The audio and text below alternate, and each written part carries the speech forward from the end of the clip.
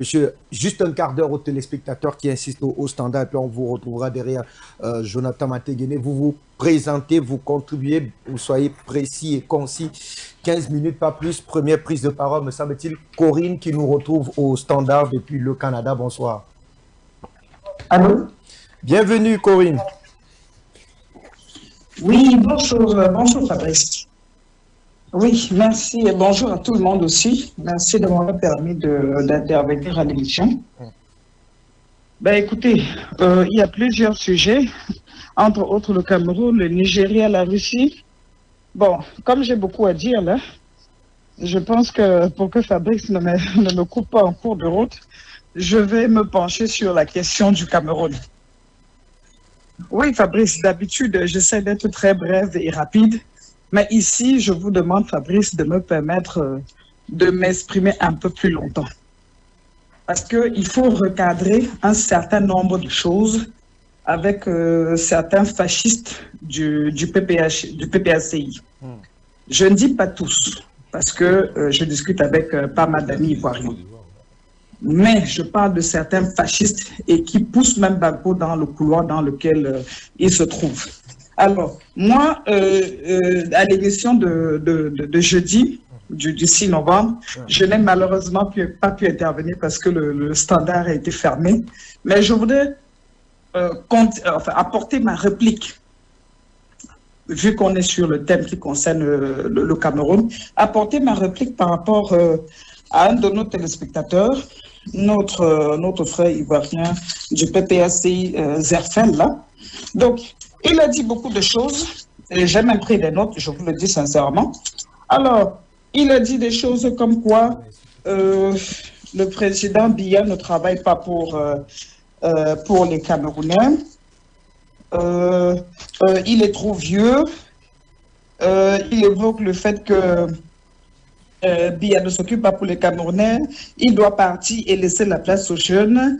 Il dit entre autres encore que Biya a pris une décision, il ne prend pas de décision par rapport aux francs CFA.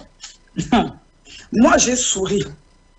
Je tiens à préciser que j'ai vécu presque 10 ans en Côte d'Ivoire, à la Riviera Palmeraie pour être précise, pour lui montrer que je connais la Côte d'Ivoire, et à la rue Ministre. Donc, j'ai quelques amis un peu dans le PDCI et au FPI de l'époque. Et ce n'est pas Zerfel qui va venir nous raconter ce qu'ils sont en train de raconter là. Parce que tous les pays en Afrique peuvent cracher sur le président camerounais, mais pas la Côte d'Ivoire. Parce que c'est le seul pays qui a reçu le plus de soutien pendant à peu près 10 ans.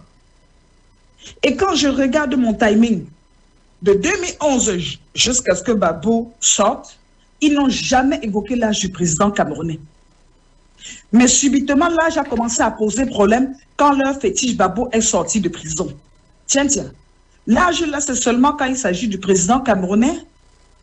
Bon, pourquoi on ne parle pas de l'âge de Gbagbo aujourd'hui? Gbagbo est déjà à 80 quelques. On le voit tous les jours dans les meetings, il marche lentement, il parle lentement. Bon, pourquoi nos amis comment on appelle, du PPACI, enfin, je ne parle pas de tous, mais je dis bien précisément des talibans du PPACI. Pourquoi ils n'évoquent pas ces aspects? Alors, si l'âge est un problème, moi je veux que les gens soient cohérents. L'âge doit s'appliquer à tout le monde. Mais quand c'est Gbagbo, pas bouche cousue, bouche fermée. Personne ne parle. Bon, il a dit que le président Biya, depuis même, il dit tous les jours qu'il doit sortir du franc CFA et on ne voit pas la suite. Mais je vais lui rappeler, pendant 10 ans des mandats de Gbagbo, écoutez, je veux que tout le monde me comprenne bien. Moi, je suis une pro-Gbagbo. Mais à cause des gens comme ça, qui sont en train de créer une sorte de zizanie, on est obligé de rappeler certains tares. Économiquement, est-ce que pendant les 10 ans du règne de Gbagbo, est-ce que les choses étaient bien faites? Gbagbo, même lorsqu'on a tué certains Ivoiriens lors de la rébellion de 2002, il a dû négocier pour qu'on ne parle pas de ces morts avec la France. Est-ce que c'est parce que Gbagbo accepte ça? C'est parce qu'à un moment donné, quand on est sous pression, on est obligé de fermer les choses les yeux sur certains points et puis avancer. On a tous vu ça, on a compris le président Gbagbo. à l'époque de Gbagbo dans son gouvernement, ce que le président camerounais dit aujourd'hui. Les proches collaborateurs de Gbagbo, qu'on appelait à l'époque les refondateurs, c'était une gabégie financière qu'on vit exactement la même chose au Cameroun. Mais est-ce qu'on va accuser Gbagbo? Si je vous dis ses proches, on les appelait les refondateurs et ils achetaient les RAV4 aux petites filles. Je ne veux pas rentrer dans certaines dessous pour ne pas tirer des balles dans le pied de Gbagbo, mais je veux lancer quelques petits signaux pour lui dire que si on n'évoque pas l'état de Gbagbo, ce n'est pas parce que Gbagbo est un saint. Le président camerounais vit les mêmes contraintes.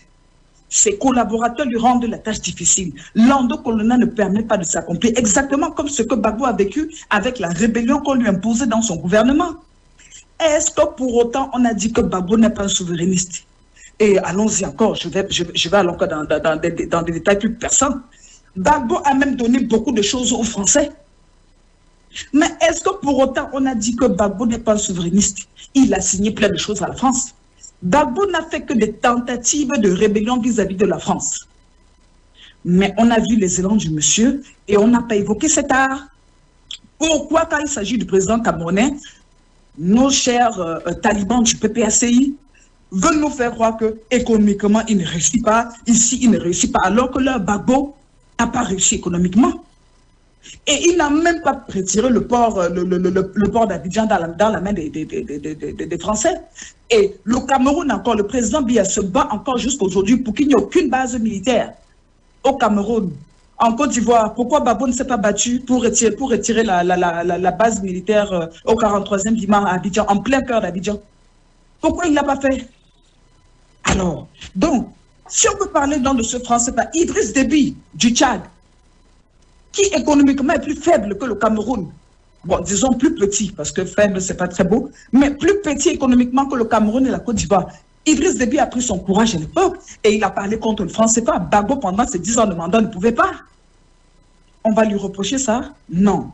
Je dis que les gens arrêtent beaucoup d'ingratitude.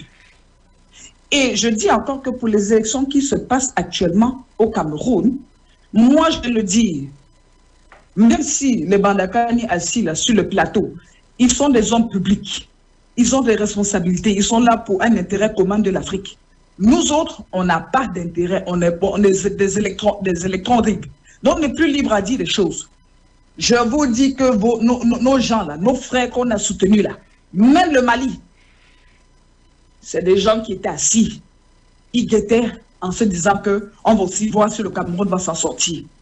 Ah oui, c'est difficile de le dire en public, mais je le dis. Alors, moi, je pense pour ma part, sur la question de l'âge, je n'ai pas de problème avec la durée. Au pouvoir, moi, je n'ai pas de problème avec ça. Mon problème, c'est que lorsque quelqu'un, on sent la fatigue, comme dans le cas du président Biya, comme dans le cas du président Gbagbo, et comme dans des présidents comme l'autre, le président zimbabwéen qui est décédé là, Mugabe. C'est des gens qui ont fait beaucoup de sacrifices pour leur pays, qui ont fait beaucoup de choses, mais à un moment donné, il faut partir. Et c'est où moi je rejoins j'appelle, je n'ai pas de problème. Ce que je veux juste leur démontrer, c'est que faites de la critique constructive et que ce que vous reprochez aux autres, vous condamnez ça chez vous, mais vous ne le faites pas. Vous ne le faites pas, mesdames et messieurs. Alors, où est-ce qu'on est là? Voilà le Mali là-bas. Monsieur Tatsinda, vous êtes sur le plateau. Si on vous disait un jour que le Mali pouvait, les Issa Diawara et les autres là, qui pouvaient se comporter comme ça vis-à-vis du Cameroun, vous aurez cru, vous, toi? Vous aurez cru ça un jour? Ils sont là aujourd'hui à distance. Et après, demain, quand ils seront coincés, ils n'auront pas honte. Ils viendront encore emprunter les chaînes. Moi, je les mets au défi. Voilà Assimi Goïta qui est soi-disant un grand révolutionnaire. Pourquoi avec toute la richesse du Mali, ils ne peuvent pas se lancer une chaîne? Les gens présentent leur fainéantise, mais ils critiquent les autres qui font un peu. Je m'excuse, je prends un peu beaucoup de temps, mais je vais continuer. Fabrice, ne m'interromps pas s'il te plaît, parce que je ne prends pas souvent beaucoup de temps. Mais ici, même si moi je fais partie des personnes qui n'ont pas soutenu la mandature de président Biya pour ceux de 2025, mais je n'accepterai jamais que des individus comme ça, ingrats, racontent ce qu'ils sont en train de raconter sur le président camerounais. Ce monsieur a fait beaucoup de choses et il a subi les pressions. Et il n'a pas cédé. En Côte d'Ivoire, ils essaient de protéger leur sol. On voit, Biya, lui, le fait. Bon, maintenant, revenons à nos frères du Mali, là. Assimi Goïta, il attend quoi aujourd'hui pour lancer une chaîne? Il n'est pas capable. Biya, au moins, comme ils disent que les panélistes sur le plateau, c'est les agents secrets de Biya. Mais Biya, au moins, il vous montre qu'il dépasse. Il a formé des gens qui sont à mesure de parler de toutes les questions de l'Afrique. Vous, pourquoi vous ne le faites pas? Prenez 5 ans, vous formez des gens. Vous formez vos agents secrets. Donc, Biya vous a montré que d'un point de vue de la communication, il a même anticipé sur vous. Je veux bien que le monde entier me comprenne. Je ne suis pas là pour saboter Gbagbo parce que le monsieur, il a vécu beaucoup de choses. Mais j'ai lancé des petits cailloux comme ça pour leur dire que si on se retient sur la question de Gbagbo, ce n'est pas parce qu'on n'a pas à dire. On peut bien parler de la merde qu'il y a dans la culotte des autres. Alors que chacun regarde dans son caleçon et il verra qu'il y a beaucoup de traces, plus que celles du Cameroun. Maintenant, je reviens pour chuter, pour parler du président camerounais. Moi, tout le blabla qu'on raconte là depuis le 6 novembre, il va faire ceci. Moi, ça ne m'intéresse pas. La seule chose où j'attends le président camerounais, c'est qu'il me fasse le nettoyage, qu'il ne me fasse pas ces déplacements de chaises qu'il a l'habitude de faire. Parce que son système est rouillé et vétuste. S'il continue comme ça, les mêmes stratégies que les ennemis ont employées depuis 2018 jusqu'à maintenant, ça va reprendre. Ça veut dire quoi? 2025 est en train de finir, on va reprendre avec les scandales pour chauffer le chaudron. Et ensuite, ils vont mettre beaucoup de scandales pour maintenir le chaudron chaud. Et ensuite, on viendra encore avec une bombe plus terrible que celle de 2018 et 2025. Pour preuve, on n'a pas puni Kamto. Qu'est-ce qui s'est passé? On a juste pris les bibous, les petits tintins comme ça, mettre en prison. Mais le chef bandit, on l'a laissé. Il allait se préparer et il est venu en alliance avec qui? Avec Chiroma. Et ils ont fait une action encore plus redoutable que celle de 2018. Donc, quand je vois, on libère Chiroma, on me dit c'est une question technique, on a piégé Chiroma, moi, ça me fait sourire. 2032 qui arrive, vous allez voir Kamto, Chiroma et un autre troisième lardon qui seront encore plus virulents. Donc, mesdames et messieurs, je n'attends rien de toutes les promesses. C'est autant que Biya n'a pas fait le nettoyage. Si je ne vois pas ça, tout ce qu'on vous racontez comme promesse, je ne suis pas dedans. Et je ne suis pas pour la candidature du président pour ce 2025. Merci. Donc, je pense que sur ce point-là, ça c'est ma position concernant le président camerounais. Mais pour terminer là, je dis à mes frères, oui, je termine. C'est vrai que je suis téléspectateur, donc je n'ai même pas droit à plus de 5 minutes là. Donc, pour terminer là, moi je dis, je réinsiste encore, M. Tatinda et M. Bandakani, resserrez bien vos boulons. Même si vous êtes des panafricains, il faut être des panafricains stratèges. Chacun va parler de sa cause. Merci beaucoup.